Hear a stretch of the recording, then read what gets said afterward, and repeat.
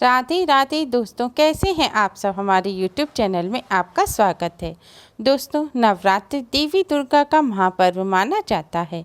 नवरात्रि के 9 दिन इनके अलग अलग स्वरूपों की पूजा की जाती है। इसके साथ ही सबसे पहले दिन लोग घरों में कलश की स्थापना करते हैं और ज्वारे बूतते हैं और नवरात्रि के अंत में कलश का विसर्जन और ज्वारों का विसर्जन किया जाता है। मान्यता है कि इस कार्य को पूरे विधि विधान से करना चाहिए। इससे माँ खुश होकर घर में सुख समृद्धि का वरदान देती हैं। लेकिन बहुत कम लोग जानते हैं, जैसे कलश स्थापना सही विधि से और शुभ मुहूर्त में करना जरूरी होता है। इसी तरह से कलश का विसर्जन भी सही विधि और शुभ मुहूर्त में करना जरूरी होता है। तभी कलश स्थापना और नवरात्र पूजा और व्रत के शुभ फल प्राप्त होते हैं। दोस्तों, आज की इस वीडियो में हम आपको बताएंगे नवरात्र में स्थापित किए हुए कलश का विसर्जन कब करना चाहिए, चौकी कब हटाएं, माता दुर्गा की चौकी कब हटाएं, ज्वारों का क्या करें, श्रृंगार की सामग्री का क्या करें और पूजन की सारी सामग्री का क्या करें। कलश के नारियल का क्या करें, कलश के जल का क्या करें, अखंड ज्योत कब तक जलाए रखें और घट विसर्जन करते समय किन बातों का ध्यान रखें। दोस्तों, कुछ लोग अष्टमी के दिन कन्या पूजन और हवन करते हैं, तो कुछ नवमी के दिन कन्या पूजन और हवन करते हैं और उसके बाद कलश का विसर्जन करते हैं। लेकिन यह विधि गलत है। आप चाहे अष्टमी को कन्या पूजन करते हो या नवमी को कन्या पूजन करते हो, लेकिन आपको कलश का विसर्जन 10वीं तिथि को ही करना है, क्योंकि शास्त्रों के अनुसार नवरात्रि के 9 दिनों तक भगवान श्री गणेश के साथ ही नवदुर्गा माँ, नवग्रह और समस्त देवी देवता घट में विराजमान रहते हैं। इसलिए घट को पूरे 9 दिनों तक स्थापित रखा जाता है और 10वीं तिथि के दिन घट का विसर्जन किया जाता है। दोस्तों, इस बार दुर्गा अष्टमी का पर्व 22 अक्टूबर और दुर्गा नवमी का पर्व 23 अक्टूबर को है। दुर्गा विसर्जन और विजयदशमी का पर्व 24 अक्टूबर को मनाया जाएगा। दुर्गा अष्टमी और महानवमी पर पूरा दिन कन्या पूजन के लिए शुभ रहेगा। अष्टमी या नवमी तिथि को हवन करने के बाद कन्याओं का पूजन करना चाहिए। कन्याओं को भोजन कराना चाहिए। अपनी सामर्थ्यानुसार कन्याओं को भेंट देनी चाहिए। कन्याओं को नवदुर्गा माँ का स्वरूप माना जाता है। कन्या पूजन करने से नवरात्रि व्रत और पूजन का पूर्ण फल प्राप्त होता है। नवमी पर भी संध्या काल के समय घट के सामने दिया जलाकर माता रानी की आरती करें। कलश विसर्जित करने के लिए 10वीं पर सुबह उठकर स्नान करके स्वच्छ लाल, पीले या फिर गुलाबी रंग के वस्त्र धारण करें। फिर रोजाना की तरह माता रानी की पूजा करें। माता रानी को स्नान कराकर श्रृंगार करें और फिर माता रानी के सामने एक शुद्ध घी का दिया जलाएं और कलश के सामने भी एक शुद्ध घी का दिया जलाएं। फिर माता रानी को भोग लगाएं और कलश पर भी भोग लगाएं। उसके बाद थोड़े से साबुत चावल हाथ में लेकर और थोड़े से पुष्प हाथ में लेकर माता रानी को पुष्प अर्पित करें और फिर इसी तरह कलश पर भी पुष्प अर्पित करें। फिर सब परिवार देवी भगवती का ध्यान करें। माता से क्षमा याचना करें कि हे देवी, हम मंत्र, पूजा, विधान कुछ नहीं जानते। अपनी सामर्थ्यानुसार और अल्प ज्ञान से हमने आपके व्रत रखे और कन्या पूजन किया। हे देवी, हमको, हमारे परिवार, कुल को अपना आशीर्वाद प्रदान करो। इस घर में सदैव विराजमान रहो। हमको सुख समृद्धि, विद्या, बुद्धि, विवेक, धन, यश प्रदान करो। फिर देवी सूक्तम का पाठ करें। फिर माता रानी के इस मंत्र का 11 बार जाप करें। मंत्र है, या देवी सर्वभूतेषु शांति रूपेण संस्थिता, नमस्तस्यै नमस्तस्यै नमस्तस्यै नमो नमः। अब भगवान श्री गणेश, नवदुर्गा माँ और समस्त देवी देवताओं भगवान जी से हाथ जोड़कर प्रार्थना करें कि भगवान जी, आज हम इस कलश को विसर्जित कर रहे हैं। आप कलश में से निकलकर हमारे घर, हमारे मंदिर में हमेशा के लिए वास करें। इस तरह प्रार्थना करने के बाद अब आप एम ह्रीं क्लीं चामुंडाय विच्चे मंत्र का मन ही मन जाप करते हुए कलश पर से चुनरी सहित नारियल को उठाएं और नारियल को अपने माथे से लगाएं।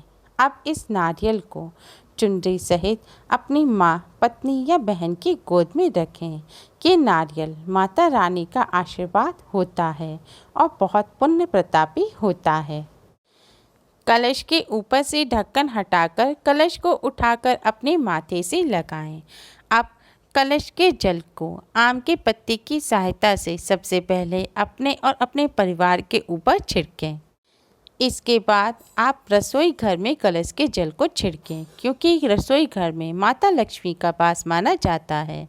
रसोई घर में जल छिड़कने के बाद अब आप कलश के जल को अपने पूरे घर में छिड़कें। अपने मुख्य दरवाजे पर भी छिड़कें। ध्यान रखें, कलश के जल को अपने बाथरूम में और कूड़ा रखने के स्थान पर ना छिड़कें।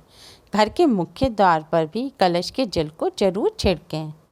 पूरे घर में जल छिड़कने के बाद अब आप कलश में से थोड़ा थोड़ा जल अपने और अपने परिवार के सहित प्रसाद के रूप में ग्रहण करें। इसके बाद बचे हुए कलश के जल को आप तुलसी जी की जड़ में या फिर साफ जगह पर लगे हुए किसी भी पौधे की जड़ में चढ़ा दें। कलश का जल चढ़ाने के बाद कलश में से सिक्का निकालकर अब आप अपने धन रखने के स्थान पर उस सिक्के को रख दें और माता रानी से घर में धन धान्य की बढ़ोतरी की प्रार्थना करें। ध्यान रखें, इस सिक्के को खर्च ना करें। इसे तिजोरी में रखने से धन में बरकत होती है। और कलश में जो साबुत सुपारी और हल्दी की गांठ है उसे निकालकर भी तिजोरी में सिक्के के साथ ही रखना चाहिए। इसके बाद कलश और अखंड ज्योति पर जो कलावा बंधा है उसे खोलकर आप अपने हाथ, बाजू या फिर गले में पहन सकते हैं। यह देवी माँ का सिद्ध रक्षा कवच कहलाता है, जो हर मुसीबत से रक्षा करता है। रक्षा कवच बांधते समय देवी माँ के इस मंत्र का जाप करें। मंत्र है, या देवी सर्वभूतेषु रक्षा रूपेण संस्थिता नमस्तस्यै नमस्तस्यै नमस्तस्यै नमो नमः। यह रक्षा सूत्र घर के सभी सदस्य पहन सकते हैं। इसके बाद एक साफ छुरी की सहायता से आपने जो ज्वारे बोए हैं उन्हें आप काट लें। काटकर एक लाल रंग के कपड़े पर रख लें और जो कलश के ऊपर ढक्कन में जो चावल रखे थे उन्हें अपने घर के चावलों में मिला दें। इससे घर में धन धान्य की वृद्धि होती है और घर में सुख समृद्धि बनी रहती है। ज्वारों के नीचे जो चावल रखे हैं उन्हें आप एकत्रित करके पक्षियों को डाल दें। आपने जो माता रानी को साड़ी, जेवरात और 16 श्रृंगार अर्पित किए हैं उन्हें प्रसाद के रूप में अपने परिवार की महिलाओं को दें। माता रानी भगवान श्री गणेश को चौकी पर से उठाकर पुनः मंदिर में स्थापित करें। जिस मिट्टी के बर्तन में जौ बोए हैं उस बर्तन को मिट्टी सहित और कलश के ढक्कन को, और अगर कलश भी आपने मिट्टी का ही लिया है तो उस कलश को भी आप शुद्ध बहते हुए जल में विसर्जित करें। 9 दिनों तक माता रानी को आपने जो पुष्प चढ़ाए हैं, जो अज्ञारी की है, उन सभी को भी आप शुद्ध बहते हुए जल में विसर्जित करें। अब चौकी के कपड़े को और एक नए नारियल को लेकर दक्षिणा सहित आप श्रेष्ठ ब्राह्मण को दान करें। अगर ब्राह्मण ना हो तो चौकी के कपड़े को भी आप शुद्ध बहते जल में विसर्जित कर दें। ध्यान रखें, आपने जो नारियल कलश पर रखा था उसे आपको ब्राह्मण को नहीं देना। उस नारियल को आप पूरे परिवार के सहित प्रसाद के रूप में ग्रहण करें। ब्राह्मण को आपको नया नारियल खरीद कर देना है। जो जौ काटे हैं उसमें से थोड़े से जौ आप उठाकर अपने भाई के कान पर लगाकर भाई का टीका करें और बचे हुए जौ जब थोड़े सूख जाएं तब उन्हें लाल कपड़े में बांधकर आप अपने घर की तिजोरी में रखें। इससे घर में सुख समृद्धि रहती है और माता रानी का आशीर्वाद बना रहता है, घर में बरकत रहती है। ध्यान रखें, अखंड ज्योत को आप खुद ना बुझाएं। अखंड ज्योत को खुद ही शांत होने दें, यानी कि ज्योत को पूर्ण होने दें। कलश के ऊपर नारियल पर जो कपड़ा है उसे भी शुद्ध जल में विसर्जित करें और नारियल पर जो कलावा बांधा है उसे भी रक्षा सूत्र की तरह आप अपने हाथ पर बांध सकते हैं। अगर आप रक्षा सूत्र अपने हाथ पर नहीं बांधना चाहते तो उसे भी शुद्ध जल में विसर्जित कर दें। नवरात्रि के प्रथम दिन कलश स्थापना के साथ कई जगह माता दुर्गा की नई प्रतिमा लाकर उनकी भी स्थापना की जाती है। अगर आपने भी माँ दुर्गा की स्थापना की है तो आप कलश विसर्जन के शुभ मुहूर्त में ही माता दुर्गा की प्रतिमा को भी शुद्ध जल में विसर्जित करें। इस विधि से कलश विसर्जन करने से माता रानी की कृपा प्राप्त होती है और नवरात्रि में किए गए व्रत और पूजा का पूर्ण फल प्राप्त होता है। अगर आपको हमारी वीडियो पसंद आई हो तो लाइक करना ना भूलें। हमारी इस वीडियो को अपने फ्रेंड्स और रिश्तेदारों में ज़्यादा से ज़्यादा शेयर करें जिससे वह भी इसका लाभ उठा सकें और हमारी और भी वीडियोस के लिए हमारे चैनल को सब्सक्राइब करना ना भूलें। Thanks for watching. Radhe Radhe.